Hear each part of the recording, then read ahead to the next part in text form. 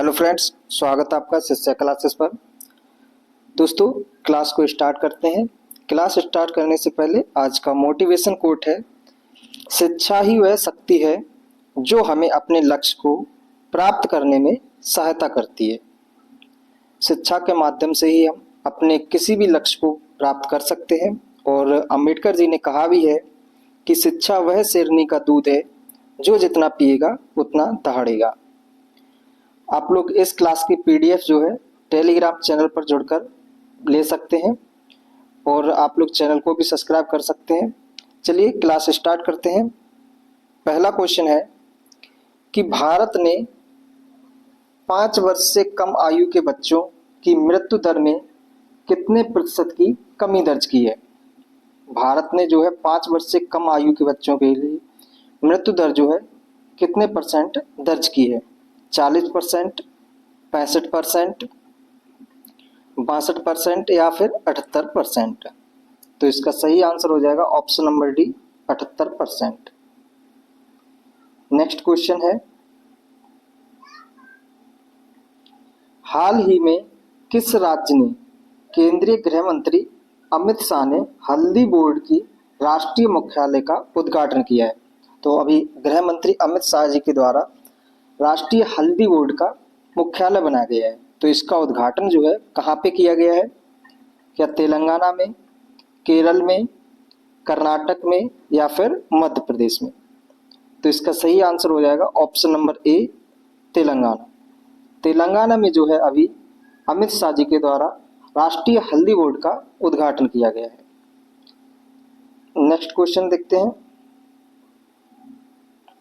अगला क्वेश्चन है कि हाल ही में मुख्यमंत्री कन्या विवाह मंडप योजना, कौन सी योजना है? मुख्यमंत्री कन्या विवाह मंडप योजना के तहत बिहार कैबिनेट ने कितने करोड़ रुपए के अनुमानित परिव्यय को मंजूरी दी है। तो कितने करोड़ हैं? 2500 करोड़, 3100 करोड़, 4026 करोड़ या फिर 5000 करोड़। तो इसका सही आंसर हो जाएगा ऑप्शन नंबर सी, 4026 करोड़। अभी बिहार कैबिनेट ने जो है एक योजना चलाई है, मुख्यमंत्री कन्या विवाह मंडप योजना, और इसके तहत जो है कितने रुपए को मंजूरी दी है? तो 4026 करोड़। अगला क्वेश्चन क्या है? अगला क्वेश्चन है कि हाल ही में रेल मंत्रालय ने ट्रेन प्रस्थान से कितने घंटे पहले आरक्षण चार्ट तैयार करने का प्रस्ताव रखा है। तो कितने घंटे पहले आरक्षण चार्ट तैयार करने का प्रस्ताव रखा है? ऑप्शन ए है 4 घंटे, बी 6 घंटे, सी है 8 घंटे और डी है 12 घंटे। तो इसका सही आंसर हो जाएगा ऑप्शन नंबर सी, 8 घंटे। अगला क्वेश्चन है, हाल ही में ऑपरेशन चक्रवी, क्या है?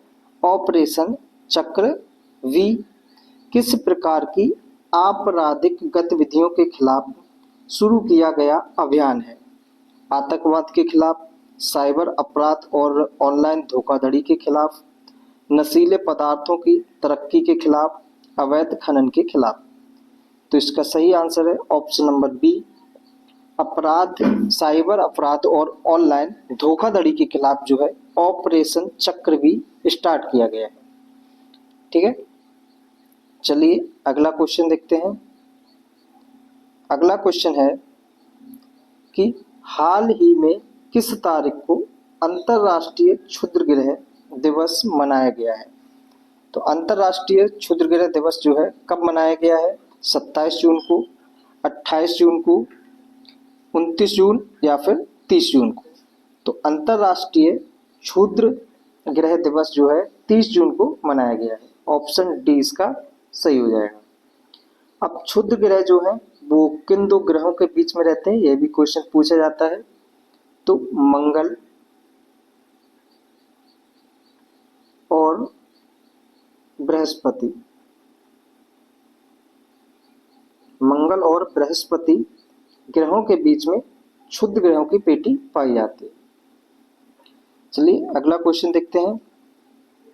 अगला क्वेश्चन है कि हाल ही में प्रधानमंत्री श्री नरेंद्र मोदी ने प्रधानमंत्री संग्रहालय एवं पुस्तकालय सोसाइटी की कौन सी वार्षिक आम बैठक की अध्यक्षता की है? तो अभी प्रधानमंत्री मोदी जी के द्वारा प्रधानमंत्री संग्रहालय और पुस्तकालय सोसाइटी की एक वार्षिक आम बैठक की अध्यक्षता की है। तो पूछ रहा है किस नंबर की है वो, 45वीं, 46वीं, 47वीं या फिर 48वीं? तो कौन से क्रम की है ये बैठक? 47वें नंबर की। ऑप्शन सी इसका सही हो जाएगा। अगला क्वेश्चन देखते हैं। अगला क्वेश्चन है कि हाल ही में किस देश में वर्ष 2025 का 13वां पोलियो मामला दर्ज किया गया है? ठीक है, तो पोलियो का 13वां मामला, इससे पहले 12 पेशेंट देख चुके हैं, मतलब वहां पे है, और 13वां मामला और दर्ज किया गया है। तो कौन सी कंट्री है? पाकिस्तान, श्रीलंका, बांग्लादेश या फिर म्यांमार? तो किसमें अभी देखा गया 13वां पोलियो मामला? तो पाकिस्तान में। ऑप्शन ए इसका सही है। अगला क्वेश्चन है कि हाल ही में किस राज्य में 2 दिवसीय रासोंग राष्ट्रीय आदिवासी संगीत महोत्सव, कौन सा महोत्सव है? रासोंग राष्ट्रीय आदिवासी संगीत महोत्सव का मनाया गया है। कौन सा? रासोंग। तो किस स्टेट में मनाया, किस राज्य में मनाया गया है? नागालैंड में, मेघालय में, मणिपुर में या फिर असम में? तो कहाँ पे मनाया गया है? मेघालय में। ऑप्शन बी इसका सही है। रासोंग त्योहार जो है कहाँ पे मनाया जाता है? मेघालय में। ठीक है, अगला क्वेश्चन है, हाल ही में किस राज्य सरकार ने प्राथमिक शिक्षा में लागू त्रिभाषा नीति को रद्द किया है? तो अभी किस गवर्नमेंट ने प्राथमिक शिक्षा में लागू किया गया, मतलब त्रिभाषा जो नीति है उसको रद्द कर दिया है? तो किस गवर्नमेंट के द्वारा किया गया है? महाराष्ट्र, तमिलनाडु, असम या फिर गुजरात? तो महाराष्ट्र गवर्नमेंट के द्वारा अभी जो है त्रिभाषा नीति जो है उसको रद्द कर दिया गया है। ऑप्शन ए इसका सही हो जाएगा। प्राथमिक शिक्षा पर किस आयोग ने काफी ज्यादा जोर दिया था? तो वह है हंटर आयोग। हंटर आयोग, और ये कब आया था? तो 1882 में। इसने जो है प्राथमिक शिक्षा पर काफी ज्यादा जोर दिया था। नेक्स्ट क्वेश्चन है, निम्नलिखित में से किस तारीख को प्रतिवर्ष राष्ट्रीय चिकित्सा दिवस मनाया जाता है? यानी कि राष्ट्रीय चिकित्सा दिवस, डॉक्टर्स डे जो है, नेशनल डॉक्टर्स डे कब सेलिब्रेट किया जाता है प्रत्येक वर्ष में? तो 1 जुलाई, 2 जुलाई, 3 जुलाई या फिर 4 जुलाई? तो 1 जुलाई को जो है राष्ट्रीय चिकित्सा दिवस मनाया जाता है। ऑप्शन ए इसका सही हो जाएगा। ठीक है, नेक्स्ट क्वेश्चन है कि हाल ही में किसने 48वीं प्रगति बैठक की अध्यक्षता की है? 48 नंबर की प्रगति बैठक की अध्यक्षता की है। राष्ट्रपति द्रौपदी मुर्मू, प्रधानमंत्री नरेंद्र मोदी, रक्षा मंत्री राजनाथ सिंह या फिर विदेश मंत्री जयशंकर प्रसाद? तो किसके द्वारा जो है अभी हाल ही में 48वीं प्रगति बैठक की अध्यक्षता की है? तो हमारे देश के प्रधानमंत्री नरेंद्र मोदी जी के द्वारा की गई है इसकी बैठक, ये अध्यक्षता। ऑप्शन बी इसका सही है। अगला क्वेश्चन क्या है, तो हाल ही में भारत ने गुलाब की खुशबू वाली लीची की पहली खेप किस देश को निर्यात की? अभी भारत देश ने जो है गुलाब की खुशबू वाली लीची जो है इसकी पहली खेप जो किस देश को निर्यात की है? देखो 2 टर्म होते हैं, एक निर्यात होता है, दूसरा आयात। ठीक है, निर्यात का मतलब जैसे कि हमारा एक कंट्री ये है और दूसरा कंट्री ये है, ठीक है, ये हमने मान लिया हमारा देश है इंडिया यानी कि भारत है, और इसको मान लिया हमने कतर। ठीक, अब भारत से कोई भी प्रोडक्ट यानी कि हमने लीची को ही मान लिया, लीची को जो है कहाँ पे ट्रांसफर किया गया, कतर को किया गया। ठीक, इसको तो कहते हैं निर्यात। भारत के लिए क्या है, निर्यात है, परंतु अगर ये कतर के लिए क्या हो जाएगा, आयात हो जाएगा। ठीक है, दूसरा आयात समझ लेते हैं, भारत के लिए आयात क्या होगा, तो कतर से कोई भी प्रोडक्ट जो है कहाँ पे जाएगा, भारत में जाएगा, ट्रांसफर होगा, तो उसको कहेंगे आयात। ठीक है, परंतु कतर के लिए ये वाला जो प्रोडक्ट क्या होगा, जो भारत के लिए आयात है, वो होगा निर्यात। तो किस देश को किया गया है, कतर को। ऑप्शन बी इसका सही हो जाएगा। नेक्स्ट क्वेश्चन क्या है, भारत में जन्म पंजीकरण दर वर्ष 2014 में 86% से बढ़कर वर्ष 2024 में कितनी हो गई है। तो क्या 88% है, या फिर 90%, 96% या फिर 100%। तो भारत में जन्म पंजीकरण दर जो है 2014 से 86% से बढ़कर कितने परसेंट हो गई है, 2024 में 96%। ऑप्शन सी इसका सही हो जाएगा। अगला क्वेश्चन है, नवीनतम आंकड़ों के अनुसार भारत किस देश के बाद दुनिया में दूसरा सबसे बड़ा तंबाकू उत्पादक बन गया है।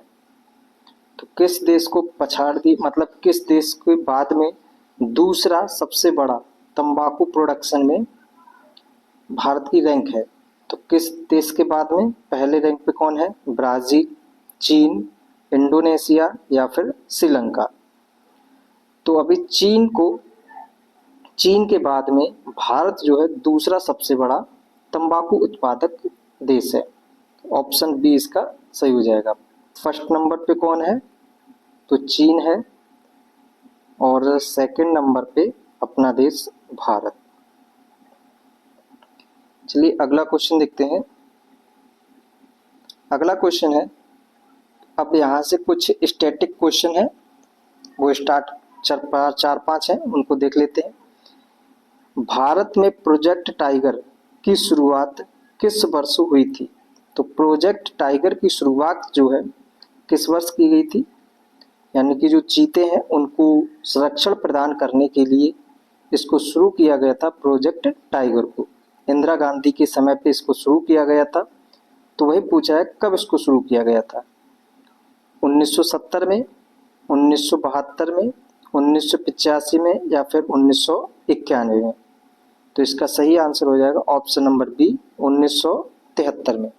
1973 में इंदिरा गांधी जी के द्वारा प्रोजेक्ट टाइगर, ठीक है, इसकी शुरुआत की गई थी। और यह 1972 में स्टॉकहोम सम्मेलन हुआ था, वहां पे इंदिरा गांधी गई थी और जीवों को संरक्षण देने के लिए यह एक कन्वेंशन था। तो उसी में बाद में जब भारत आई तो 1973 में उन्होंने प्रोजेक्ट टाइगर को स्टार्ट किया था। ठीक है, कुछ जैसे कि पर्यावरण संरक्षण अधिनियम, यह कब आया था, इसका आप लोगों को आंसर दे देना है। पर्यावरण संरक्षण एक्ट, ठीक है, वन संरक्षण अधिनियम, वन संरक्षण अधिनियम, और एक और बता देना है वन्य जीव संरक्षण एक्ट। इन तीनों क्वेश्चन का आंसर आप लोग जो है कमेंट बॉक्स में दें। नेक्स्ट क्वेश्चन क्या है कि भारतीय संविधान में संघीय व्यवस्था का उल्लेख किस अनुसूची में किया गया है। तो इंडियन कॉन्स्टिट्यूशन में जो है फेडरल सिस्टम यानी संघीय व्यवस्था का किस अनुसूची, किस शेड्यूल के अंदर इसका उल्लेख है।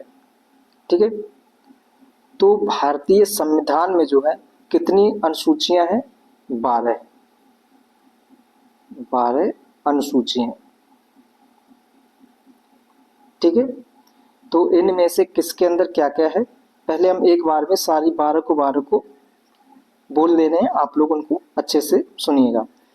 पहली अनुसूची में क्या है? ठीक है, तो संघ, यानी कि भारत जो है राज्यों का संघ है। ठीक, दूसरे में क्या है? तो दूसरे में वेतन के बारे में बात की गई है। तीसरे में जो है शपथ, किसके बारे में? शपथ के बारे में बात की गई है। चौथी अनुसूची में जो है किसके बारे में बात की गई है? तो राज्यों में सीटों का बंटवारा।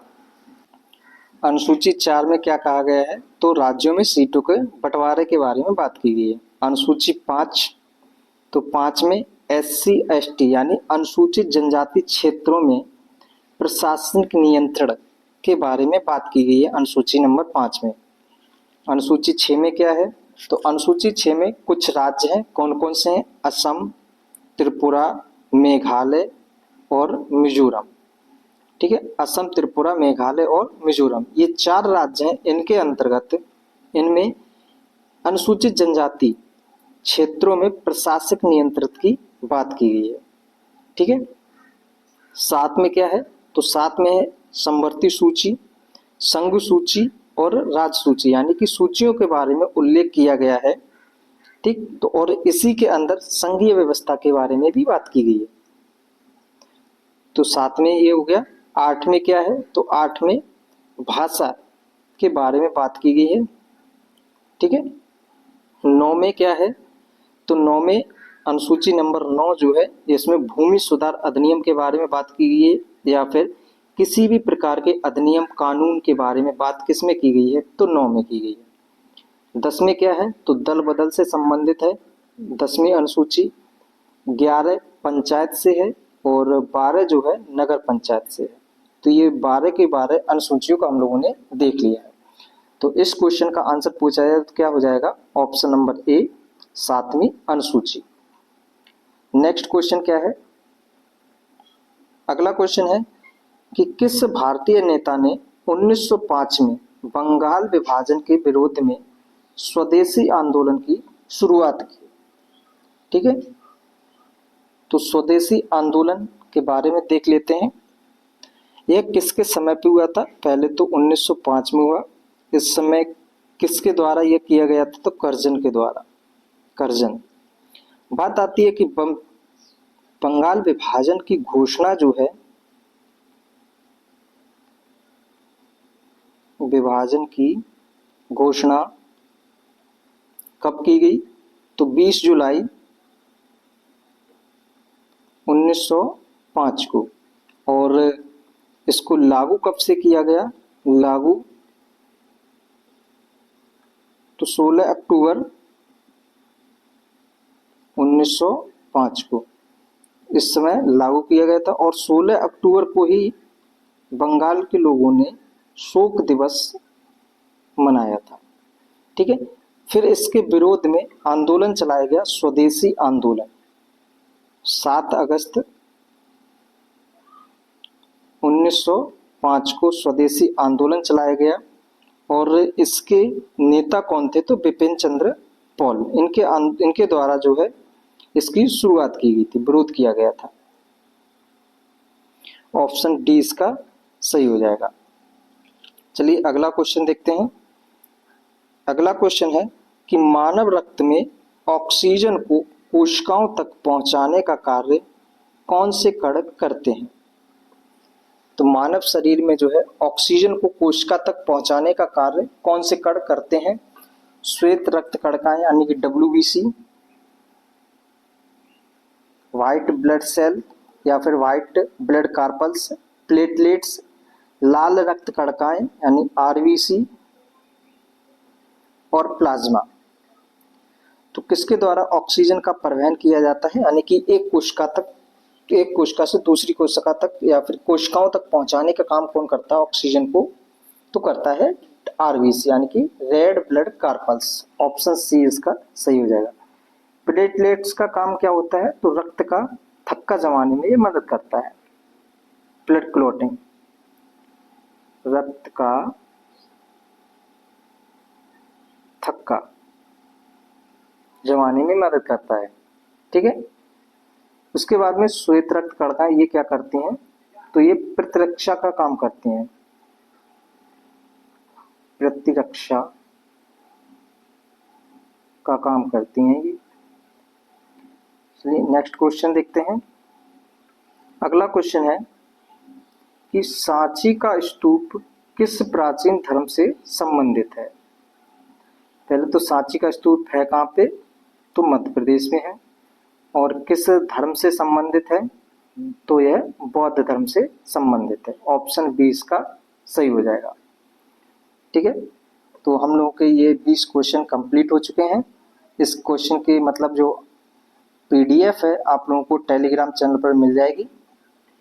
चलिए मिलते हैं नेक्स्ट क्लास में। Thank you.